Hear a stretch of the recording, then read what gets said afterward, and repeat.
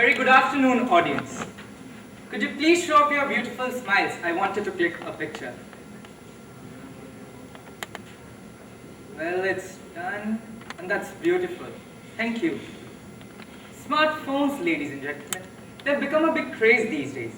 When you go to buy one of the most important features that you consider is the camera quality. But have you ever wondered how these miniature gadgets bring about such good quality pictures? Well, today, I, Vishnu Hurkat from Techno India Salt Lake, Kolkata, will decode the mystery. I have a question for you, audience. What, according to you, is the secret behind this picture? Or instead, I should ask, what is the secret behind that camera? CMOS image sensors. CMOS, complementary metal oxide semiconductor, image sensors, a device that converts optical energy into electronic energy. After having introduced it this way, I can see questions running in your eyes asking me why CMOS. Yes, I have an answer to it. Blame it on the then technologies that people believed a high-speed camera means a clumsy camera. If you follow the conventional technology, a high-speed camera would be a device that would consume high power, create large noise, and require a huge space. We thus needed a new technology, a new proposal that would consume less power, create less noise, and yet be handy. I repeat, consume less power, create less noise, and yet be handy. Club all three together, and that is CMOS image sensors, which is why it could create a market in bioimaging, medical, food inspection, consumer markets, where the size of the camera was required to be really small. A curious question now pops up in our mind, asking us, how does this thing work? What is the technology on which it works? Well, they call it the active pixel sensor technology. But before I explain you what this technology is, let me give you the concept of a pixel. The upper surface of a CMOS is divided into an array of subparts. Each such subpart is called a pixel. This is the general two-dimensional representation, and this is the general three-dimensional representation of an array of pixels. You see, this is the upper surface of the CMOS, this is the metal layer, the oxide layer, and the semiconductor layer. If you zoom in into a CMOS image sensor chip, you would see that it is made up of an array of pixels. Each pixel is covered with a primary color filter, be it red, blue, or green. Let us pick one of those pixels, let's say the green one. What happens is, light falls on the pixel, gets filtered, and then the photons strike the photodiode beneath. This is a general 2D CMOS array. What do we observe seeing this? Each column has its own analog to digital converter. But what, ladies and gentlemen, is the secret inside that pixel? Curious to know? Well, let's dive into one of the pixels and explore the mysterious world inside. Each pixel primarily contains three parts: a color filter, a photodiode, and an amplifier. This is the semiconductor part of the CMOS. We have reverse biased it such that the N side is connected to the plus 5 volts and the P side is connected to the ground. What happens is, light falls on the pixel, gets filtered, and then the photon strikes the semiconductor, energizing an electron up from the conduction band into the valence band, thereby leaving a hole beneath. The hole gets sucked up to the ground, and the electron moves towards the plus 5 volts, from where it is extracted to charge a capacitor. By Q is equal to CV, the capacitor gives an equivalent voltage, which is then amplified by the amplifier and fed into the analog to digital converter. So this is exactly how the optical energy gets converted into the electronic energy. This is the secret. After understanding the mechanism, let us focus on what would be the problems that we would face if we use this technology. Here are the practical problems that we face while using CMOS image sensors. There are two practical problems that we face: color non-uniformity and loss of incidence light. I repeat, color non-uniformity and loss of incidence light. If we have a problem, we do have a solution to it. The solution is the light pipe technology and the reflecting walls. What is it? What we do is, we surround each pixel by separating walls. These walls are reflecting walls. Earlier, what used to happen was, light from the red pixel would mix into the green one, and from the green one would mix into the red one.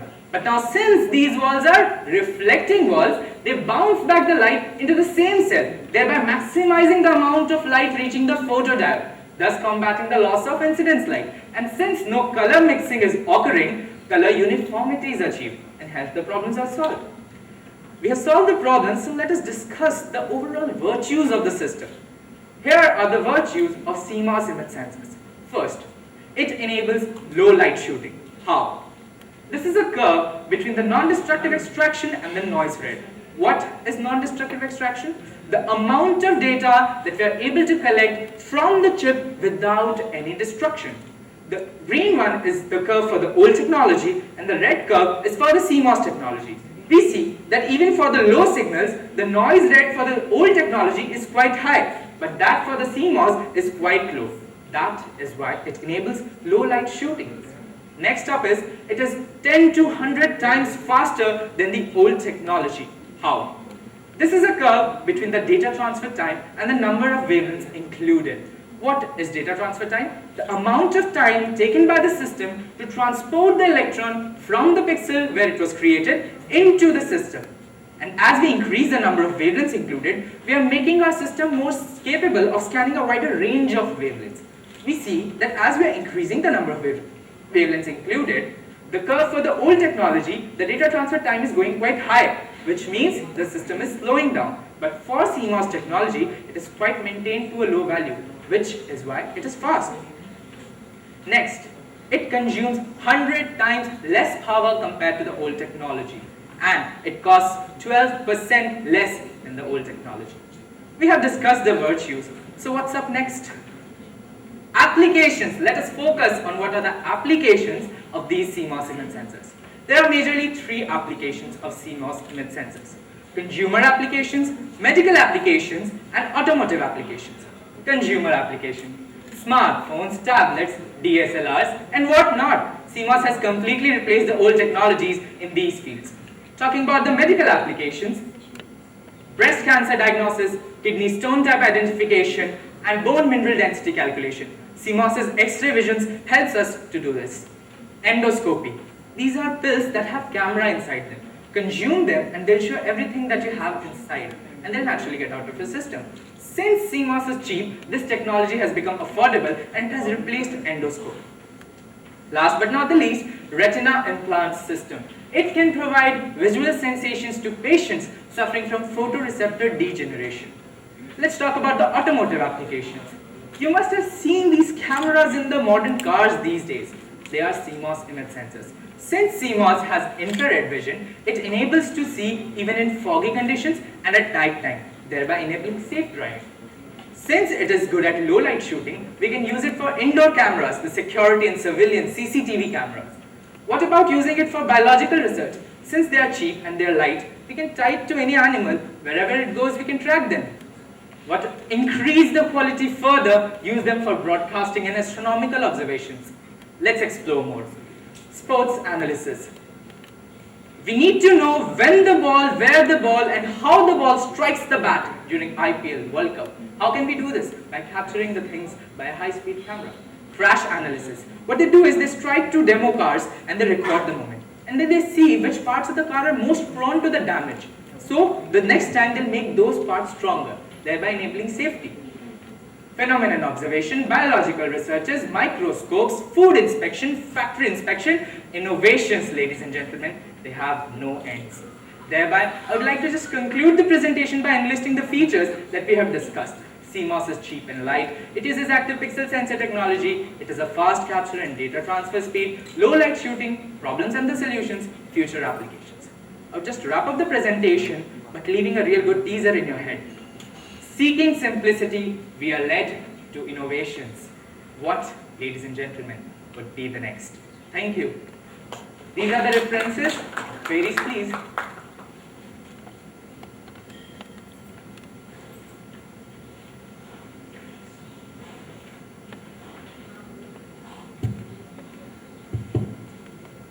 Yeah. The good presentation. Thank you, sir. So, what do you think has been a killer application of your image, CMOS image sensor? You've been looking at so many of them, but what do you think would be that important application? I would say this is a killer application. How? If you remember the era when we had those small digital cameras in the cell phones, the cameras in the cell phones were of no worth because they did not have a good quality. Why? Because the size was small in the cell phones and they used CCD, the old technology. So they required big space, but we had small space, so the cameras were not good. But now the DSLRs, and we are going ahead in an age of mobile cameras. When mobiles will also be capturing image quality that will be comparable to a DSLR. So this is a killer application that today everyone, consumer applications, everyone has a good quality camera in his pocket. There are so many features that we use using these cameras, scanning QR codes. There are so many apps that we use which have enabled good lifestyle.